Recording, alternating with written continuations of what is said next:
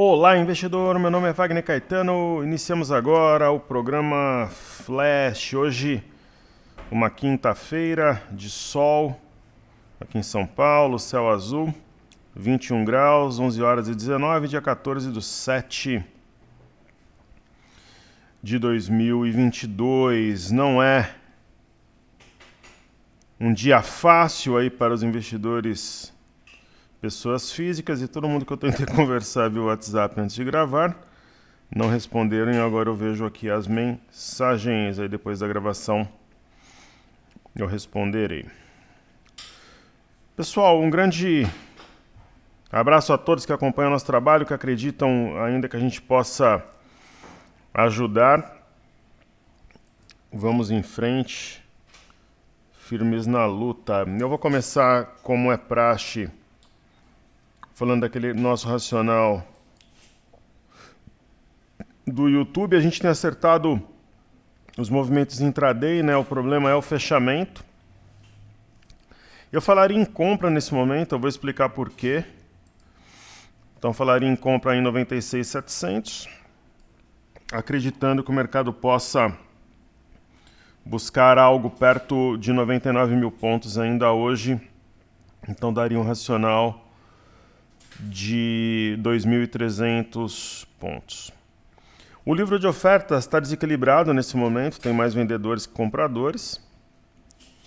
Se isso aqui equilibrar, o mercado já deve subir lá pelos 98 mil pontos.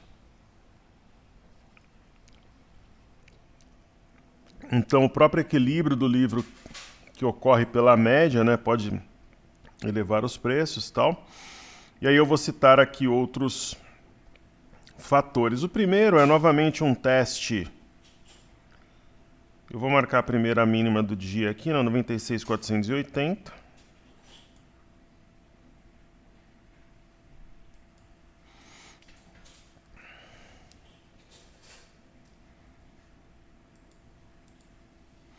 Está aqui marcada.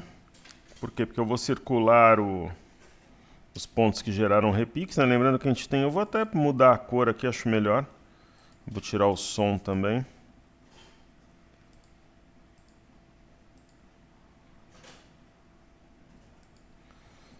Aqui eu vou deixar uma linha azul.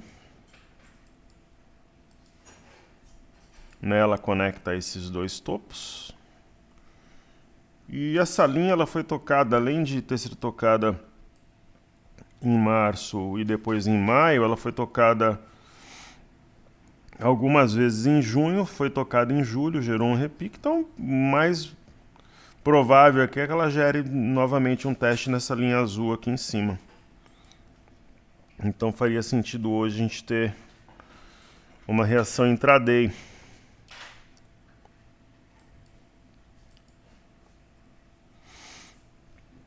Então, essa linha de retorno anterior não faz sentido mantê-la. Esse gap eu vou apagar. Então, nós tentaríamos, faria sentido por aqui tentar traçar uma... Acho que dá para ver até de forma mais detalhada, né? Eu vou até reforçar. Vou colocar reforçado, extensão contínua, até numa cor diferente.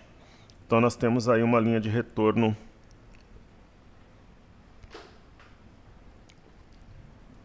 no intraday.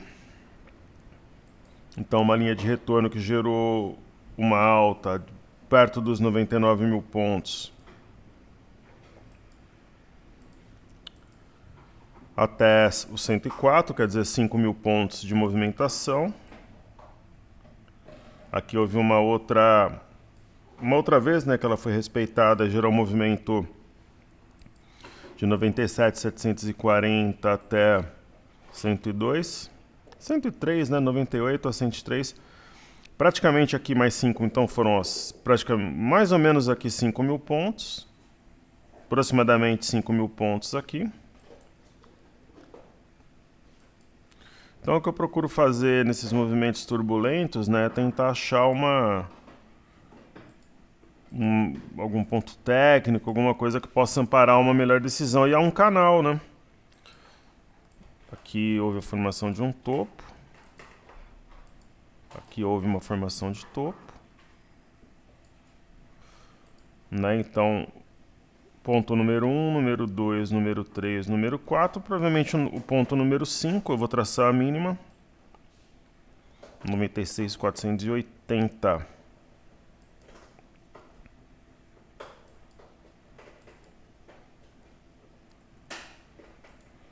Então tá, é a mínima do movimento, né? Então, duas situações. O que é provável aqui, né? É provável que esse ponto forme fundo, porque ele o fez no dia 23 de junho e o fez no dia 5 de julho. E é provável que o mercado venha na parte alta aqui, perto de 101.500. Agora, para isso, já tem que começar a reagir e saltar acima de 97.740. Tem gap aberto para puxar preço. Tem tudo, mas precisa começar. Então a gente tem que ver aí o mercado começar a equilibrar o livro, né? E bater aí 97, 97,5 e romper 97.740 e a máxima do dia 98.120, algo que eu acho que ele vai fazer agora 11h25, acho que até às 13 horas o mercado está ali perto de... Ele vai estar ao redor aqui desse fundo anterior, 98 mil pontos, 97.740, quem sabe 98.120. É esse o meu pensamento, né, baseado nesse estudo. É aquilo que a gente fala, pessoal, a gente tem um estudo, tem uma opinião. E vamos ver se dá certo mais esse racional. Então seria uma alta de 96 até 99 de repente, acho possível. Mas assim, se o mercado começar a subir, trabalhar acima dos 98, romper a máxima, já é um bom começo, né? Eu acho que daqui a pouquinho vai estar 97.300, 97.400 ao longo da gravação. Eu diria que durante a gravação vai bater 97,5 pelo menos. O que seria um movimento de 800 pontos se a gente estivesse numa aula, numa transmissão, num desafio, alguma coisa do gênero. Ok? Introdução feita, eu vou prestigiar o pessoal aqui do YouTube, depois eu vou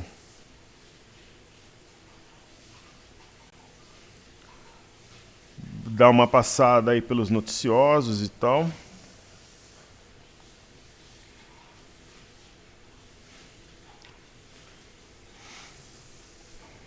Então vamos ver. Carlos Prado, mestre, uma homenagem a grandes profissionais de análise técnica. Qual a sua opinião sobre o Didi Index? Carlos, eu não conheço profundamente, então eu prefiro não opinar. O Didi foi palestrante comigo na Expo Money. Durante os 5 anos que eu estive lá, ele não ia em todas, mas ele ia em algumas.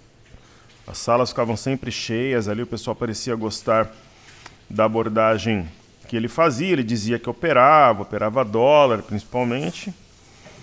E ele foi um grande parceiro da Agência Estado durante um tempo, faziam cursos com um grande número de pessoas. E o Didi é muito amigo do Rafa Trader, né, que é uma pessoa que eu gosto, estou abrindo contatos, inclusive aí acho interessante a forma de skin in the game que ele opera, Rafael Vilar. Eu sei que o Didi Index é composto por 3 médias, acho que é quando as 3 estão alinhadas, mas eu não conheço a ponto, por exemplo, de opinar assim mais profundamente. Felipe Falcão, de Pernambuco, um grande abraço à galera de Pernambuco, à galera do Nordeste. Nosso querido amigo Carlos diz ali o seguinte também, o Felipe sempre fico muito feliz quando ele está aí conosco. Carlos Prado, Bárbara, sua resposta sobre a venda do imóvel. Eu vendi pelo preço de mercado, 1/4 eu comprei euro, 1/4 tesouro para longo prazo, né, para fazer marcação a mercado, e o restante aguardando oportunidade em bolsa. É isso aí, Carlos. É aquilo que eu comentei, né? Eu, por exemplo, eu tenho alguns imóveis aí à venda, o primeiro que vender, eu suspendo a venda dos outros, porque a minha ideia é vender só um. Mesmo porque estão alugados, geram renda, aquela coisa toda. Pode não ser muito, mas é o dinheiro do pão de cada dia ali. Por exemplo, imagina que eu vendo um imóvel hoje, eu apure 500 mil. Eu vou colocar 500 mil em bolsa? Nem a pau. Se for maluco para colocar, né? Eu vou provavelmente comprar um imóvel de valor menor, um apartamento que eu veja no leilão, que com todas as despesas, né, Por exemplo, você vai comprar um apartamento de 250 mil, pessoal, você tem que ter... Vamos dar uma olhada aqui como é que o índice se comporta. Você tem que ter 250. Para comprar de 200 mil, você tem que ter 250. Por quê? Vamos acompanhar aqui enquanto eu respondo, ver o movimento do índice. Primeiro, você vai comprar um apartamento de 200 mil. Você vai pagar 5% para o leiloeiro. Ou 6% para a imobiliária. Ah, mas aí às vezes quando você compra, quem paga é o vendedor. Beleza, mas vamos supor que seja no leilão, né? Aí você vai ter que pagar ITBI, que é o imposto para transferência. Aí você vai ter que fazer o pagamento da escritura e eu recomendo que todos já façam o registro concomitantemente. Então você vai fazer... tem leiloeiro, né? Ok, se comprar via imobiliária, quem paga é o vendedor. Aí tem escritura, tem registro, sempre vai ter uma pequena reforma. Você vai colocar para alugar, a primeira é da imobiliária. Então você vai, por exemplo, você vai comprar um apartamento de 200 mil, você tem que ter 250. Você não vai gastar os 50, mas vai gastar parte disso. Para reformar, deixar legal. Aí você vai e aluga. Aí, ok, sobra alguma coisinha ali, você deixa como uma reserva de emergência. Aí você pega mais uns 150 aí e bota em renda fixa. Né? Hoje tem CRI, CRA, LCI, LCA. Eu falei isso numa entrevista que eu dei para o BMC News ontem. A gente estava vendo a escola de inglês para minha filha e eu fazendo a entrevista ali. Aí 100 mil você põe em bolsa. Aí você pode compor uma carteira lá, pega uns 5 ativos descontados e opera ali com 15 contratinhos de índice. Né? 15, 10, talvez 20, fazendo aquela proporção de 5:1. É isso. Agora o camarada tem 500 mil, ele coloca 500 na bolsa, quer operar com 500 mini contratos, 1000 mini contratos, fazendo day trade, faz termo. Aí é brincadeira, né? Aí não vai dar certo. De repente, 500 mil hoje, eu colocaria uns 80 em bolsa. Aí montaria uma carteira com os 8 ativos, 10 mil cada, e operaria com de 10, de repente 10 mini contratos, 12 mini contratos posição, deixaria uns 3 para o day trade. É isso, pessoal. Mas o pessoal com 100 mil quer operar 300 mini contratos porque a corretora dá margem. Aí não tem como, né? Aí a única certeza que você tem é que vai dar errado. Então a gente tem aqui um gráfico de 30 minutos, 96,950 é o ponto que aciona esse martelo. Eu vou deixar essa marcação aqui transparente para a gente poder visualizar melhor, vou deixar pontilhada. E acionando o martelo, né, a 96,950, pode ter um bom movimento de recuperação. Perfeito? Nosso querido amigo Ronei Lima, boa tarde, Wagner, Raiz 13 e Amar 3, por favor, para agora, querido. E sejam sempre bem-vindos. Carlos, Rony, Felipe, João Vinícius está sempre conosco. Então vamos fazer Raiz 4 e Amar 3. E essa história comigo, eu coloquei na bolsa o dinheiro de uma vida, eu coloquei com um cara lá do Bitcoin, coloquei num cara que passou aqui pela minha cidade. Pessoal, o dinheiro de uma vida não pode estar em bolsa nunca. Né? Dinheiro de indenização trabalhista, dinheiro do teu único imóvel ou carro, poupança de filho, né? Dinheiro que você guardou para uma viagem, isso é loucura. Bolsa é o excedente, né? Aquilo que se você perder tudo não vai mudar a tua vida, e se tiver uma boa rentabilidade, aí sim vai mudar a tua vida, vai poder ter um carro melhor, uma casa melhor, vai poder viajar. E ninguém vai ser day trader profissional, pessoal, swing trader profissional, investidor profissional. Investidor profissional é o Barsi, que tem 5 milhões na bolsa, o Lírio Parisotto, o Luiz Alves, eles têm aí 4, 5, 6 bi em bolsa.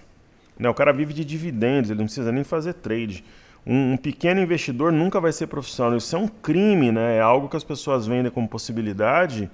A bolsa é construção, se for possível, né, ao longo do tempo de patrimônio, uma renda extra, alguma coisa assim. Mas nada além disso, né? A história, minha profissão é day trader, eu sou investidor profissional.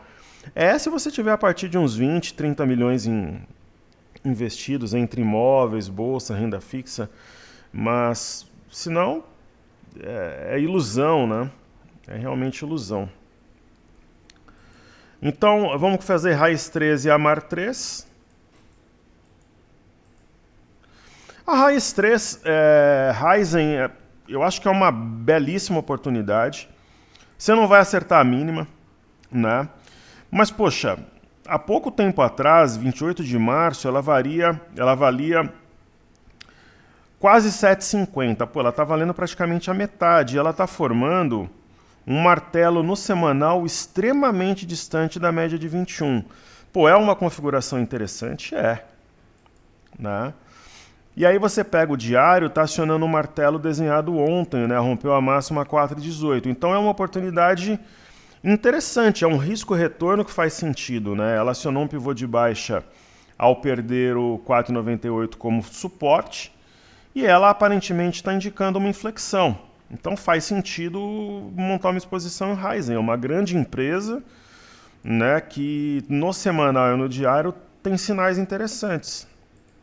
Né? E a Mar3, né, que é a Lojas Marisa, né, empresa que cai muito fortemente em cenário de forte inflação, aí acaba subindo juros, o Banco Central. É uma outra, né? Então você pega, por exemplo, Marisa. No semanal, nós temos um engolfo de alta. Semana passada subiu 21,26. E essa semana está subindo 3,79. Poxa, está acima de um fundo anterior que é 1,95. É uma mega blaster, ultra oportunidade. Né? Ela está acima de dois fundos anteriores, rompeu uma região importante de resistência a 2,17. Então, eu acho que essa daqui tem orelha, focinho, rabo, tudo de compra. Ação que deve dobrar aí ao longo do ano. Não dobrar desde 1,60 que ela bateu, dobrar desde os 2,19 mesmo. Ação para R$ 4, R$ 5, de repente até o fim do ano. Agora, pode dar errado? Pode. Né? Pode. Se der errado, se for uma grana, de repente ou você trabalha com stop, pô, eu aceito perder X% em Marisa. Ou você fala, não, enquanto eu tiver uma ideia de que a Selic terminal vai ser 3,75, o mercado vai começar a precificar o futuro, agora já estão falando, o professor falou que ia ter um PIB de 2% em dezembro, todo mundo dizendo que ia ser negativo, agora o próprio Ministério da Economia está falando em 2%. Né? Então vamos ver alguns noticiosos aqui. Ó. Bom, a PEC não vai ser permanente. Esse destaque foi derrubado ontem, eu vejo como algo bastante positivo. A gente tem aqui, ó, lockdown expõe necessidade de China ajustar a política de tolerância zero à Covid. A grande questão é que eles fazem isso de propósito, né? Então eles não vão ajustar nada, eles fazem porque eles sabem que implica em todas as cadeias produtivas, gera inflação. E eles compram títulos da dívida americana, compram ou vendem, compram minério, compram... Pô, para os chineses, pessoal, minério de ferro a 99,70 é a mesma coisa de você comprar uma BMW que custa 300 mil por talvez aí 150 mil. Está comprando pela metade do preço, ou quase a metade. Né? Para eles, minério a 99 é mel na chupeta. Né? Deve inflexionar o minério? Seria o caminho mais provável, o caminho mais natural. Não faz o menor sentido o minério negociar abaixo de $100. Então deve inflexionar. Agora, o petróleo não. O petróleo, essa movimentação de queda, ela é natural. Ela penaliza as petrolíferas. Mas ela é bom para o mercado como um todo, derruba a inflação. Nós adiantamos esse movimento aqui. Né? Tá fazendo um novo pivô de baixa na perda aqui de 98,55. O Brent, principal referência para a Petrobras. Em Nova York, a perda de 95,10 também acionou um pivô de baixa. É muito difícil. Não seria natural, pessoal, o petróleo trabalhar acima de $100. Né? Eu venho falando isso há muito tempo, quando ele estava lá no 125, né? Então, $90, algo em torno de 90, 88, 87, 90, 92, é o natural para o petróleo, né? Conforme normaliza-se aí. Né? A Janet Yellen, eu li uma matéria hoje que ela falou que colocar um teto no petróleo russo é algo interessante para controlar a inflação, né? Então aqui, ó, FMI, né? Recebemos bem a mudança na China por política econômica expansionista. Né? Então a China tem margem, né, para cortar juros compulsório.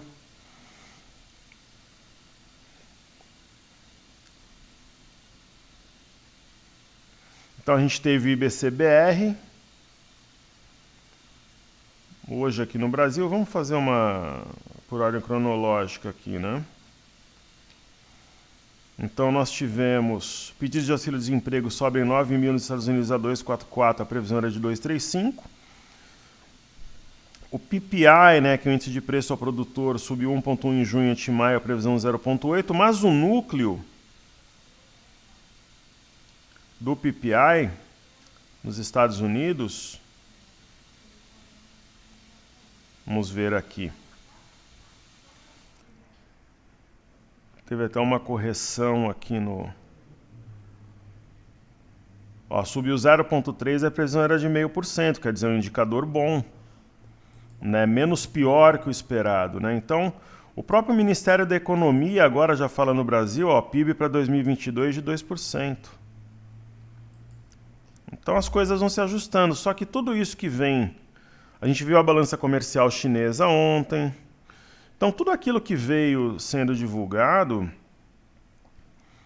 tem sido neutralizado por alguns panos de fundo, né? Então tem realmente possibilidade de montar fundo nessa região. Aí temos aqui o índice Nikkei. Eu considero que ele respeitou essa LTA. Nós temos a Bolsa de Xangai. Para ver uma marcação de fundo por aqui. Temos os títulos americanos de 10 anos, que voltam a reagir. Se romperem 303, montam pivô de alta.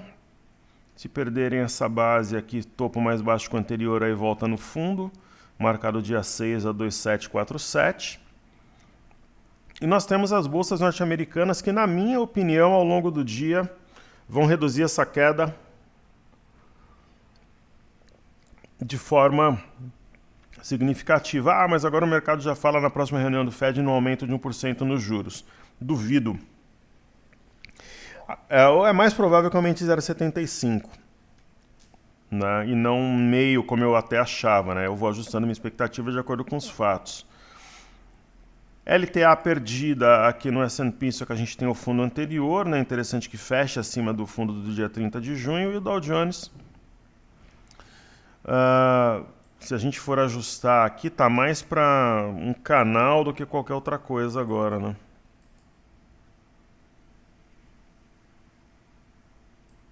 Ou uma cunha, né? O que seria interessante? Saltar acima de 30,355, fechar esse gap ainda hoje. Ele seria um gap diário, pode levar a um movimento de recuperação. Nós temos o VIX, que no meu entendimento abre oportunidade novamente de venda. Aqui aos 28 deve vir a 23,74 ou mesmo nessa LTA que conecta aos fundos desde novembro, ela deve ser testada, na minha visão. O BZQ, no meu entendimento, é venda nessa região que ele opera, ele é inversamente proporcional, é o Ultra Short, MSCI Brasil Capital. Quer dizer, ele é inversamente proporcional ao nosso mercado vezes 2, né? É claro que tem o fator do dólar também, naturalmente sim. E abaixo de 33,76 pode realmente iniciar um movimento de correção. Se nós traçarmos aqui uma linha de retorno,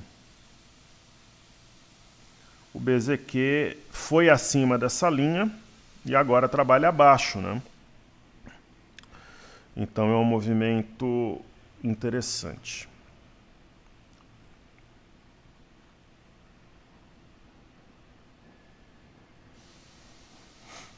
Pessoal, deixa eu só colocar o meu celular para carregar aqui. Eu já volto em 1 minuto, que aí eu acompanho algumas coisas pelo celular e eu já volto.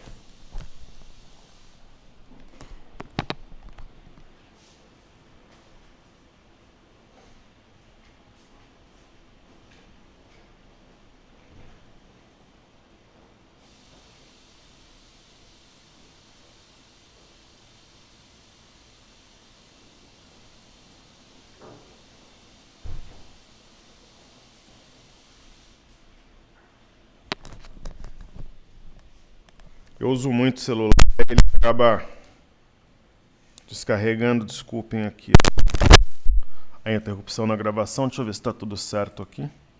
Está tudo certinho aqui no OBS. Legal, então o BZQ é isso. O EWZ, a ETF brasileira, negociada em Nova York, ele está na mesma região que formou fundo no mês de janeiro.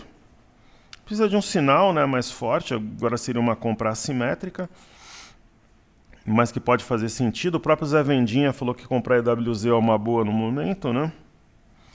Ele deve estar enchendo o carrinho.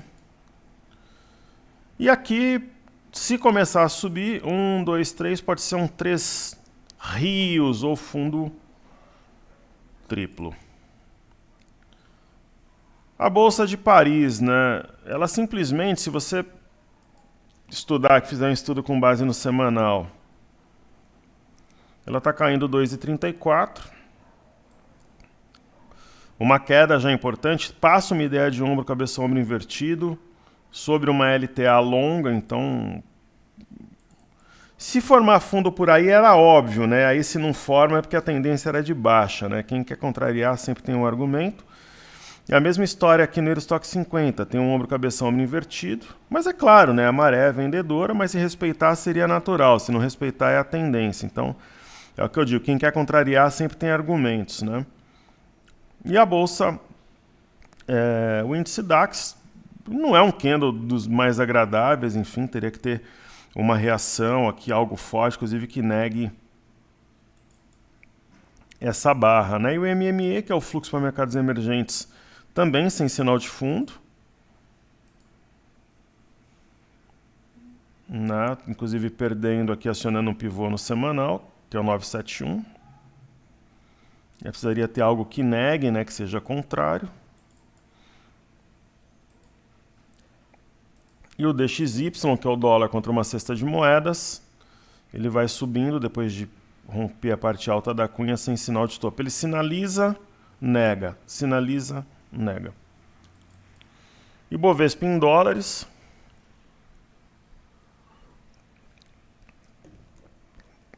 O Bovespa em dólares, ele está acionando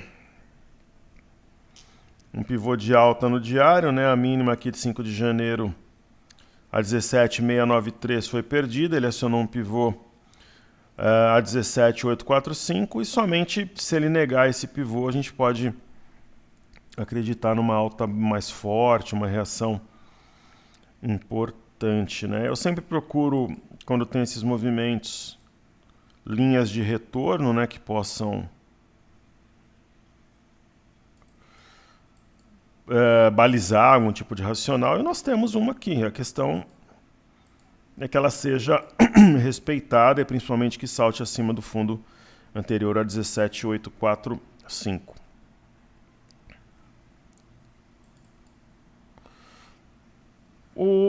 Os índices aqui eu vou fazer no TradingView.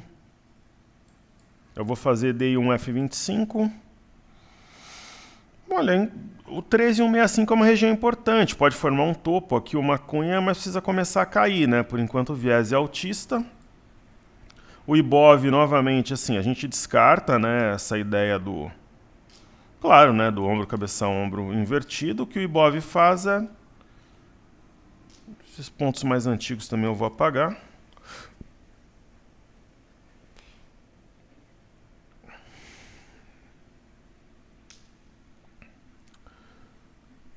Então vamos lá.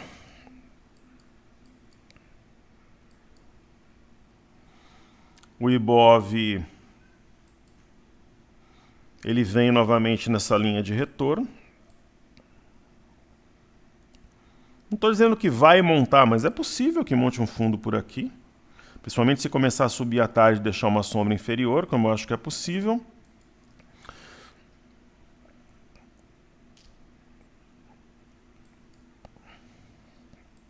E o BOVA11, também na linha de retorno, com gap aberto. A questão esse gap permanecer aberto e ficar aí configurado como uma ilha de reversão. Isso a gente trabalha com sinais, probabilidades, isso para compra é óbvio que não é bom. Aí o mini índice,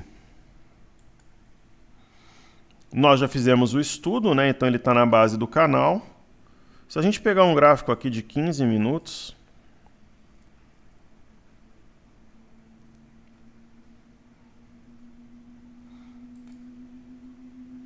né, você consegue ver, digamos assim, as entranhas do mercado, né? Esse martelo, ele tem a sua máxima 96.815, está 96.740, ou seja, se rompeu 96.815, a gente tem um martelo acionado, e antes desse martelo tem um pequeno arame, e se rompeu o martelo e também a média de 21, ele pode vir rapidamente aqui no fundo anterior, sendo esse fundo anterior 97.740, que é o ponto-chave aí, que separa os homens dos meninos, na minha opinião. Eu acredito que seja um movimento que deve ocorrer aí ao longo da tarde. O dólar, enquanto abaixo de 5.500, eu acredito no cenário de topo duplo, ele foi acima de 5.500 e cedeu, 5.515. Né? A gente viu um rompimento falso também do 5.492 e 500, né? E também do 5.504 e 500, quer dizer, o dólar está apontando para baixo. Não seria para mim uma surpresa se ele preencher esse gap, cair aqui até 5.434, por exemplo. Para isso bastaria perder o 5.463 e 500, que é um eixo de W, que deve trazer o preço aqui a 5.418, talvez até. Então, para mim, sinceramente, não seria uma surpresa ver o dólar fechar negativo hoje. Né? Talvez em torno de 5.400, eu acho possível. E provavelmente, se houver uma movimentação para baixo do dólar, vai ter uma movimentação para cima no índice. Né? Então, o teste de 97.740 deve ocorrer aí mais ou menos no horário do almoço e tal. E aí eu acho que vai testar o 97.740 e já vai pular para a máxima do dia em 98.120. Então 98.120, eu acredito que antes das 13 horas esse ponto seja testado. Minha visão, né? O milho, esse sim alimenta uma ideia de ombro, cabeça, ombro invertido. Vamos ver se vinga, como diz no interior, né?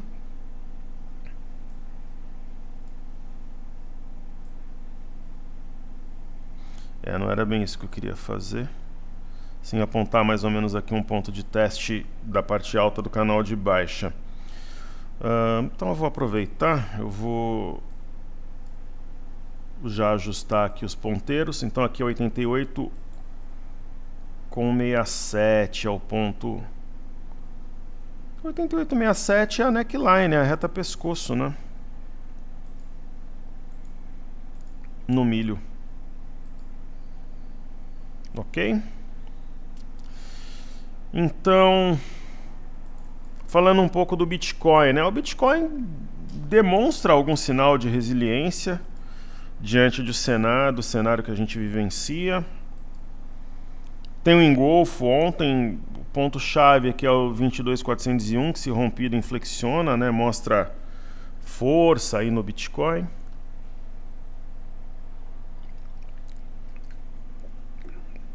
E aí, como a gente sempre mostra aqui, tem o BitH11 como alternativa, né, para quem não tem conta em exchange. Ombro, cabeça, ombro invertido. O ponto-chave 2773 e tem o hash 11.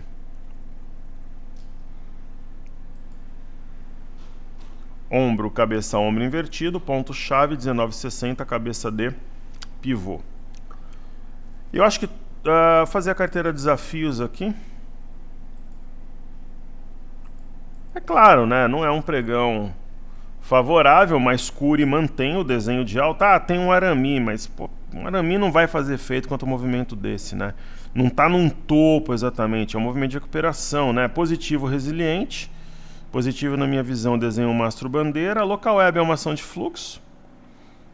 está dentro do escopo aqui do triângulo. BPAC já é mais penalizada, né, pela sua liquidez. Eu vejo esse ponto como oportunidade para quem pensa aí num médio prazo. E Gerdau, ombro, cabeção, ombro invertido. Não vejo alteração, a neckline está aqui a 24,21. E Melk recua até a média depois de uma barra forte no dia 5, mas nada que mude a direção do ativo no curto e médio prazo. Ó, o mini índice recuperando aqui. O mini índice daqui a pouquinho vai bater lá no 97,740. Lembrando que a gente iniciou o racional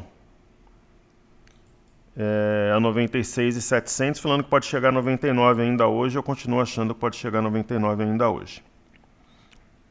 Então seriam 2.300 pontos de racional intraday. O que eu vou fazer aqui são os índices, né? Então, primeiro, Small 11. Mostra resiliência, né? Está caindo bem menos que o mercado. Talvez aqui nós teremos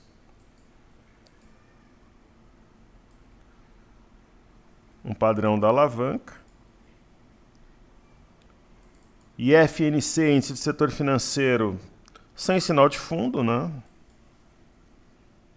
Então, a própria reação do IFNC, hoje a gente teve os balanços norte-americanos, bancos, por isso que está sentindo, mas eu acho que reduz pelo menos pela metade, de 2% para menos de 1% a queda até o fechamento. O Imob mostrando alguma resiliência, passa uma ideia aqui de mastro bandeira. O IMAT, né, por causa do minério e do petróleo, está definhando, é um outro que reagindo pode jogar esse índice para cima. O índice de energia resiliente, passando uma ideia aqui de correção para estourar pivô a 79,079 nos próximos pregões. E o índice de consumo resiliente também. O índice de consumo também passa aqui uma ideia de mastro bandeira, de alta, né? Isso é muito positivo. Então, índice de energia, de consumo imobiliário equilibrados. Small 11 não é um índice, é um ativo, mas também equilibrado. A chave está numa reação no índice setor financeiro, no índice de materiais, que juntos aí tem poder de jogar esse índice para cima, para baixo, enfim, da forma... Juntos eles têm aí mais de 40, quase a metade, né, do índice. Ok, então agora eu vou fazer os ativos fixos.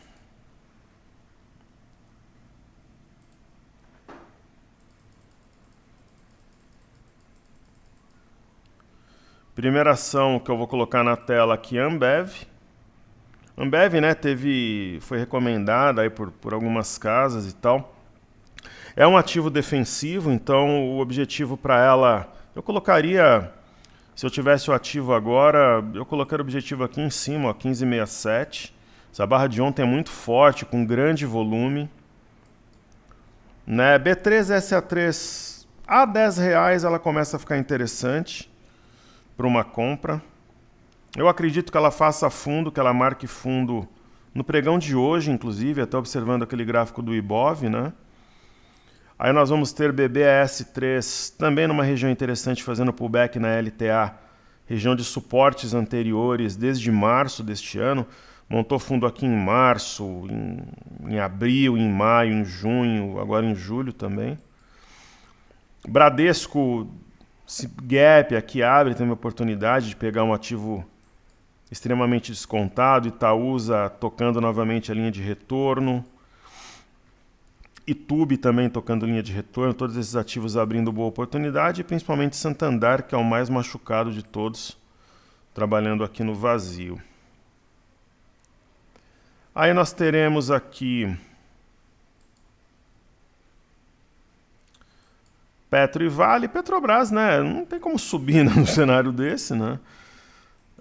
Tem ali o desenho de um oco. Eu não acredito, por exemplo, numa mega reação do petróleo, então eu já venho falando há algum tempo que Petrobras não seria uma opção para mim de compra, mas Vale sim. Quanto mais cai a Vale, mais ela fica interessante, por isso que é bacana em fazer uma entrada gradual.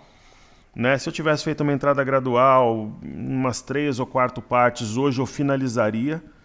Né? Eu compraria o restante para montar de vez a posição. Acho que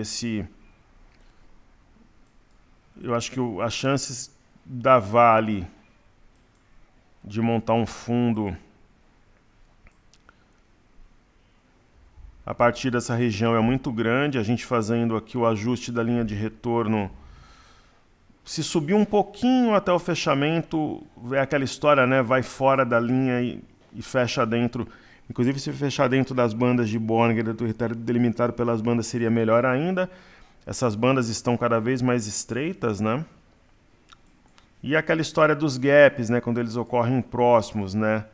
Talvez fuga, medida e exaustão.